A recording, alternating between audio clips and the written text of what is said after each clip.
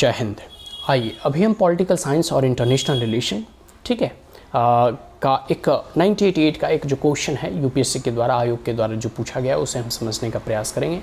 आइए हम समझते हैं इस क्वेश्चन में, इस प्रश्न में क्या पूछा गया है। ठीक है, देखो क्वेश्चन नंबर 4 है, paper 1 section A, question number 4।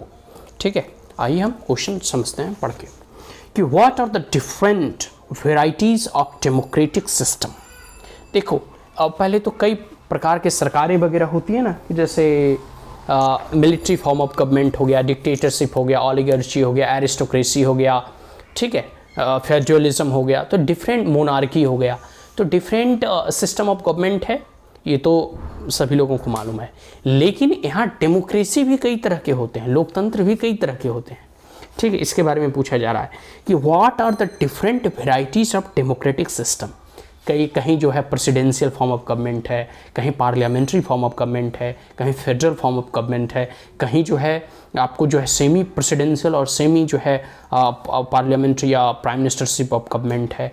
तो लोकतंत्र के भी कई प्रकार होते हैं, लोकतंत्र भी अपने आप में भिन्न प्रकार के होते हैं। यह इस प्रश्न में जो है पूछा जा रहा है कि what are the different varieties of democratic system. समझ में आ गया। आगे है कि how and to what extend accountability of government. देखो हाउ मतलब कितने, और टू व्हाट एक्सटेंड कहाँ तक जो है अकाउंटेबिलिटी जवाबदेही किसकी, सरकार की, and legislature to the electorate में be regarded at the essence of democratic government. देखो इस प्रश्न को कितने अच्छे से जो है फ्रेम किया गया है। इस प्रश्न में यह पूछा जा रहा है कि आखिर कैसे और कहाँ तक एक जो लेजिस्लेचर मतलब जो हम संसद वगैरह जो है ना चुनकर भेजते हैं, या फिर विधानसभा में जो एमएलए वगैरह होते हैं, जब हम उनको चुनकर वहाँ भेजते हैं तो आखिर कहाँ तक इनकी जवाबदेही अपनी जनता के प्रति, अपने वोटर्स के प्रति है। ठीक है, और यह जवाबदेही बतलाती है किस प्रकार की अकाउंटेबिलिटी है कि कितना गहरा लोकतंत्र उस देश में है, या कितनी अच्छी लोकतांत्रिक प्रणाली उस देश की है। यह किस बात से पता चलता है। अब अगर किसी देश के बारे में पता करना हो कि वहाँ लोकतंत्र कैसा है या वहाँ की लोकतांत्रिक प्रणाली कैसी है, यह तभी पता चल पाएगा जब आप यह कह सकते हो कि वहाँ देखोगे कि वहाँ की सरकारी जनता के प्रति कितनी जवाबदेह है। मान लो 5 साल के लिए चुन के जाते हैं और एक बार भी आपके पास नहीं, वो वापस लौट कर आते हैं। ठीक है, और जब 5 साल होता है तो दोबारा सिर्फ वोट मांगने के लिए आते हैं। ठीक है, तो ये सब सारी चीज़ें दर्शाती है कि वो जनता के प्रति अकाउंटेबल नहीं है।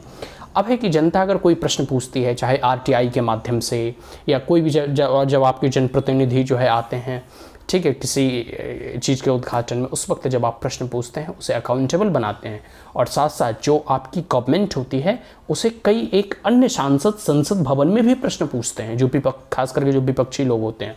तो ऐसे लोग जब अपनी सरकार को जवाबदेह जो है बनाते हैं, और सरकार जब उसकी जवाबदेही जो है जवाब देती है और जवाबदेही तय की जाती है, तभी जो है इस पूरे लोकतांत्रिक प्रणाली और लोकतंत्र का, देखो कम्युनिस्ट फॉर्म ऑफ गवर्नमेंट में मीडिया सरकार को कुछ नहीं बोल सकती, मीडिया सरकार से प्रश्न नहीं पूछ सकती। जैसे चाइना वगैरह में है ना कि सरकार के खिलाफ कोई बोल नहीं सकता। अब भारत में है कि नरेंद्र मोदी को दिन दहाड़े लोग गाली देते हैं, बुरा भला कहते हैं, जो मन सो कहते हैं, संसद भवन में भी उनसे प्रश्न पूछा जाता है।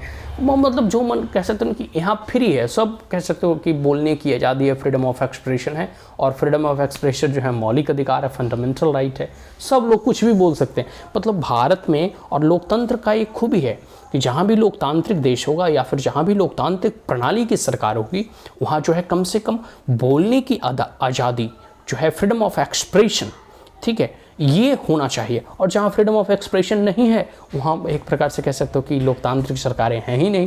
और जहाँ लोकतंत्र होगा वहाँ ये जो है मौलिक अधिकार के रूप में फ्रीडम ऑफ एक्सप्रेशन होगा ही।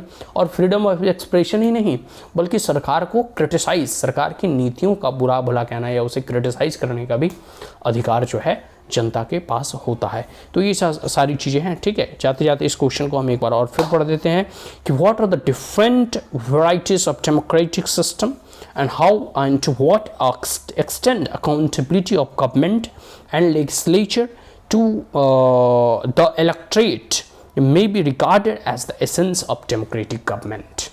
ठीक है, बात समझ में आ गई। ये प्रश्न बड़ा ही इंटरेस्टिंग था, मुझे तो बड़ा इंटरेस्टिंग लगा। आपको कैसा लगा आप कमेंट बॉक्स में ज़रूर बताएं। अब हम लोग जो है नेक्स्ट क्वेश्चन नेक्स्ट वीडियो में जानने का प्रयास करेंगे। Is that clear?